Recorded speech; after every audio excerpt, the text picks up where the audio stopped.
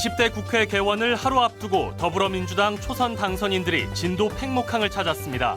세월호 참사를 잊지 않기 위해 노력하겠다는 의지의 표시라고 밝혔습니다. 다음 달 소록도 병원에서 한센인 피해 실상을 듣기 위한 특별 재판이 진행됩니다. 재판부가 주민들의 증언도 직접 들을 예정인데 한센인 관련 소송에서 처음 있는 일입니다.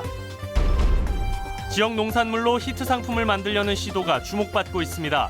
농민도 돕고 상품의知명도도 높이는 일석이조의 효과가 기대됩니다. 쇠락해가던 광주의 한 재래시장이 한 달 만에 방문객이 북적이는 명소가 됐습니다. 변화를 이끌어낸 전통시장 활성화 프로젝트에 관심이 쏠리고 있습니다. 여러분 안녕하십니까? 계속해서 광주 전남 소식 전해드립니다. 더불어민주당 초선 당선인들이 진도 팽목항을 찾았습니다. 내일 20대 국회가 개원하는데요. 가족의 마음으로 세월호 미수습자 가족과 함께하겠다는 뜻을 밝혔습니다. 김양훈 기자가 취재했습니다. 더불어민주당 초선 당선인 22명이 진도 팽목항 분향소를 찾아 헌화 분향했습니다. 20대 국회 활동에 앞서 세월호 참사를 잊지 않겠다는 의원들의 다짐을 대내외에 알리기 위해서입니다. 이어진 미수습자 가족들과의 간담회. 가족들은 세월호의 온전한 선체 인양을 통해 미수습자 9명을 수습하고 진상규명을 해야 한다고 논문로 요구했습니다. 제발 도와주세요. 세월호 인양해서 사람 먼저 찾고 그 배를 가지고 진실을 밝힐 수 있도록. 더민주 당선인들은 가족의 입장에서 선체 인양이 온전히 이루어질 수 있도록 힘쓰겠다고 말했습니다. 가족의 마음으로 인양하는 데부터 집중해서 할 수 있도록 할 수 있는 최대한의 일을 찾아서 돕고. 눈물을 흘리며 세월호 가족들과 면담한 당선인들은 해수부 관계자에게 인양 전 과정 공유와 세월호 인양 후 보존 계획 마련 등을 요구했습니다. 또 팽목에서 띄우는 희망의 결의안을 발표하며 세월호 가족들과 함께할 것을 약속했습니다. 세월호 인양 과정을 특조위와 국민 앞에 투명하게 공개하라. 공개하라. 공개하라. 한편 더불어민주당은 세월호 특별법을 긴급 현안 3대 법안 가운데 하나로 정하고 20대 국회에서 중점 추진하겠다고 발표했습니다. MBC 뉴스 김양훈입니다. 이낙연 전남지사가 20대 국회의원 당선인들에게 전남의 현안 사업들에 대한 적극적인 지원을 요청했습니다. 이낙연 지사는 오늘 나주의 한 식당에서 열린 전남 국회의원 당선인들과의 정책 간담회에서 호남 고속철 무안공항 경유, 연륙연도교 조기 완성 등 전남 지역 현안 사업을 설명하고 지역 발전을 위한 초당적 협력을 부탁했습니다. 또 20대 국회 임기가 시작되면 광주와 전남이 함께 국고 예산 확보 등에 관한 도움을 요청하겠다고 말했습니다. 올해 개원 100주년을 맞은 소록도 병원에서 한센인 피해 실상을 듣기 위한 특별 재판이 진행됩니다.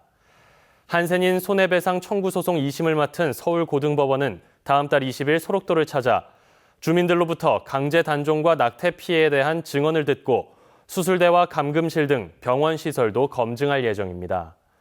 한센인 관련 소송에서 법원이 사건 현장인 소록도를 직접 찾아 실체 파악에 나선 것은 이번이 처음입니다. 한편 1심 법원은 한센인 단종 낙태 피해자 130여 명에 대해 개인당 최대 4천만 원의 배상 판결을 내렸지만 정부는 강제성이 없었다며 항소한 상태입니다.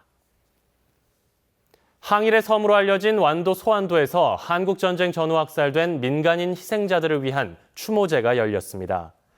오늘 완도군 소안면 희생자 추모공원에서 열린 추모제에는 지역민 등 250여 명이 참석해 국가 공권력에 의해 억울하게 죽은 희생자들을 기렸습니다.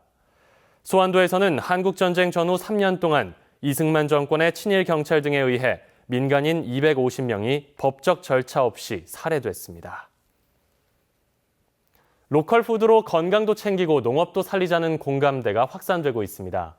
최근에는 지역에서 생산되는 각종 가공식품에도 적극적으로 지역 농산물을 사용해 주목받고 있습니다. 박광수 기자입니다.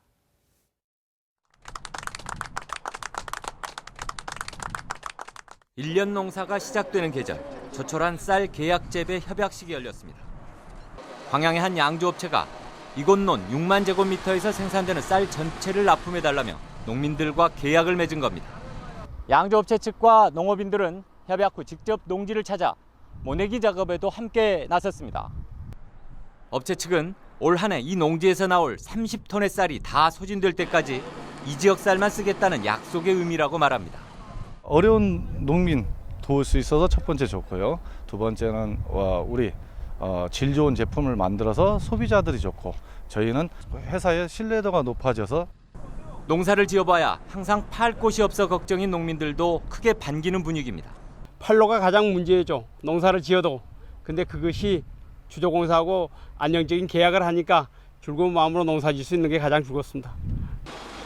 대기업 프랜차이즈 공세적 영업에 맞서 이 동네 빵집이 내건 전략도 지역 농산물을 쓰자였습니다. 매실 주산지로서의 명성을 제품 홍보에 활용하고 수확기 남아도는 매실 판로를 확보하는 데도 큰 도움을 줄 수 있다는 계산이었습니다. 광양의 유명한 특산품 매실을 이용해서 저희 빵에 접목을 시키면 농가의 수익도 올리고 저희 제품을 홍보할 수 있는 기회가 될 것 같아서 농산물 수입 개방과 과잉 생산 등으로 갈수록 힘들어지는 농민들과 대기업의 공세적 영업에 고전하는 지역의 식품 가공업계, 로컬 푸드를 고리로 맺어가는 상생의 협력이 성과로 이어질 수 있을지 주목됩니다. MBC 뉴스 박광수입니다. 이름까지 바꾸며 변화를 시도했던 1913 송정역 시장이 새 출발한 지 한 달 만에 몰라보게 달라졌습니다. 각 점포의 활력과 온기가 넘치는 명소가 됐습니다. 정용욱 기자입니다. 빵집에도 꼬치집에도 호떡집에도 줄이 길게 늘어섰습니다. 평일 오후 시간인데도 가게마다 손님이 가득 차고 거리도 행인들로 북적거립니다. 여기 요즘 핫플레이스라고 해가지고 오게 됐어요. 송정역전 매일시장이라는 이름이 더 친숙한 이곳은 있는지조차도 모를 만큼 쇠락해가고 있었습니다. 그런데 한 달여 전에 최초의 개장 연도를 담아 1913 송정역 시장으로 이름을 바꾸고 새 출발한 이후 명소로 부활했습니다. 하루 평균 4,300여 명이 다녀가면서 재개장 이전보다 방문객이 20배가량 증가했습니다. 하나하나씩 들어가 보고 싶게 생겨가지고 겉에가 다시 와서 먹고 싶어요. 시장이 가장 번성했던 1970, 80년대의 옛 모습대로 복원해 점포마다 개성과 분위기를 담아냈고 3분의 1가량이나 됐던 빈 점포에 청년 상인들을 입주시켜 기존 상인들과 신구 조화를 이룬 게 주요였습니다. 10배 정도? 저희들이 실제로 해보니까요. 그 정도로 이제 많이 늘었습니다.